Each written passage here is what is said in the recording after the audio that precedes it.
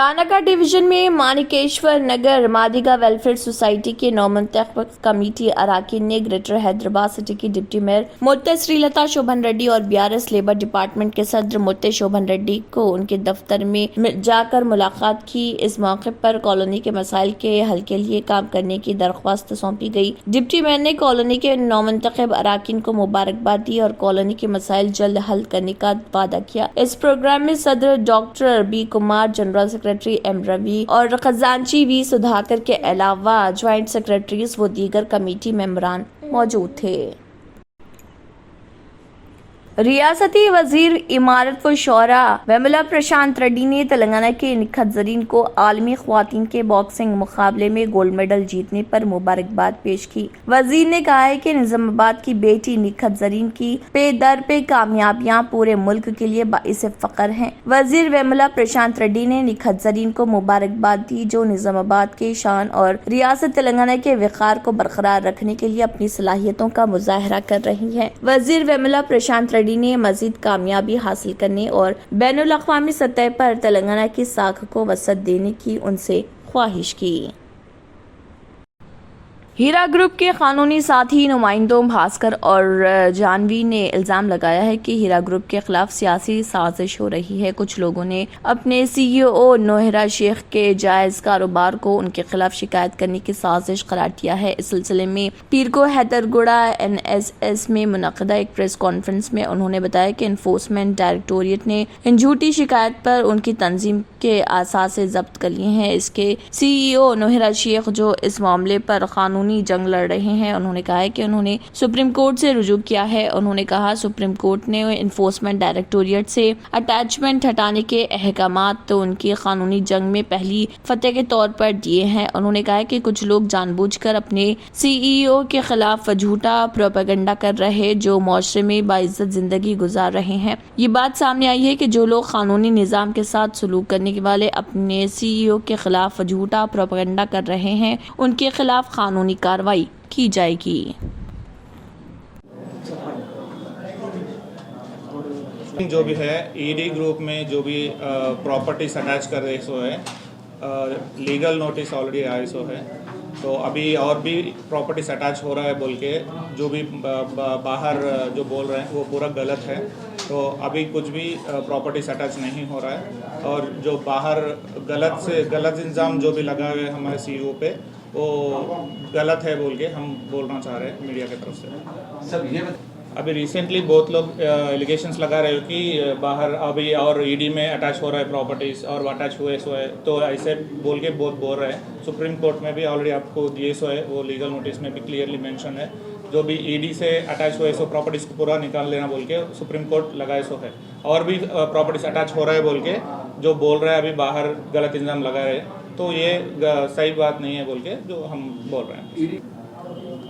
ED की right ED की right तो हुई, मगर उसमें वो लेके और ज़्यादा प्रॉपर्टीज अटैच कर रहे हैं बोल के जो गलत इल्ज़ाम लगा रहे हैं और भी प्रॉपर्टीज लगाते हैं बोल के भी जो बोल रहे हैं वो गलत है। हमने क्यों नहीं आ रहे बोले तो वो भी टाइम आएगा, सामने आएगा कंपलसरी, तो पब्लिक को भी आंसर बोलेंगे और जो भी आपका डाउट है डायरेक्टली मैडम बोलेंगे बाद में। भी टाइम आता है, मैडम भी सामने आते हैं आपके सामने, सीईओ को देख के सीईओ के नाम पे प्रॉब्लम नहीं है, मैडम भी सामने आती है, आपको सब सच बताते हैं मैडम भी। अभी फिलहाल मैडम थोड़ा बिजी चल रहा है, बिजी शेड्यूल में है, तो बाद में मैडम ज़रूर आपके सामने आते हैं। AIYF के कौमी सेक्रेटरी बिहार के रियासती सेक्रेटरी कॉमरेड रोशन कुमार सिन्हा को गिरफ्तार करके जेल में नज़रबंद कर दिया गया और उन पर अग्निपथ स्कीम के खिलाफ मुजाहरों से मुतल्लिक झूठे और मन घड़त इल्ज़ामात में फंसाते हुए AIYF नेशनल समिति के खिलाफ दर्ज गैर कानूनी मुकदमात को फौरी वापस लेने का मुतालबा करते हुए ये इल्ज़ाम लगाया है। AIYF तेलंगाना रियासती समिति के ज़रिए एहतमाम पीर को हिमायत नगर के वाई जंक्शन चौराहे पर एक एहतजाजी धरना मुनक़्क़िद किया गया था, जिसमें प्ले कार्ड उठाए हुए और मरकजी हुकूमत के रवैये के खिलाफ एहतजाज किया गया। इस मौके पर AIF स्टेट जनरल सेक्रेटरी के धर्मेंद्र ने कहा है कि अग्निपथ स्कीम एक तबाहकुन स्कीम है जिसका मकसद मुल्क के नौजवानों को धोखा देना और कौमी सलामती को कमजोर करना है।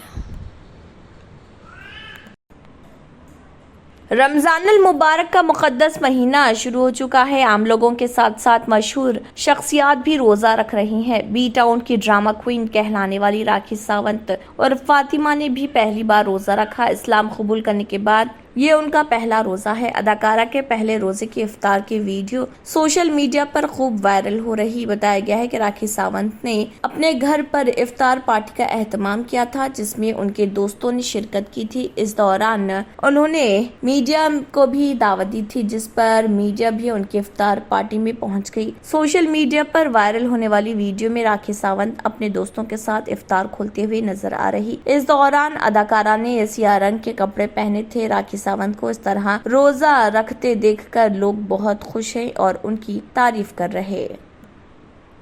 सीएलपी लीडर भट्टी विक्रमार्का जिले आसिफाबाद के गांव एडू वैली में गरीबों के घरों का मुआयना कर रहे। जब गांव वालों को मालूम हुआ कि भट्टी विक्रमार्का पदयात्रा के तौर पर आ रहे हैं, तो वो उनके पास आए और कहा कि उनके पास कोई मकान मौजूद नहीं है, जिस पर भट्टी विक्रमार्का ने उन्हें यकीन दिलाया कि अगली कांग्रेस हुकूमत सबके साथ इंसाफ करेगी।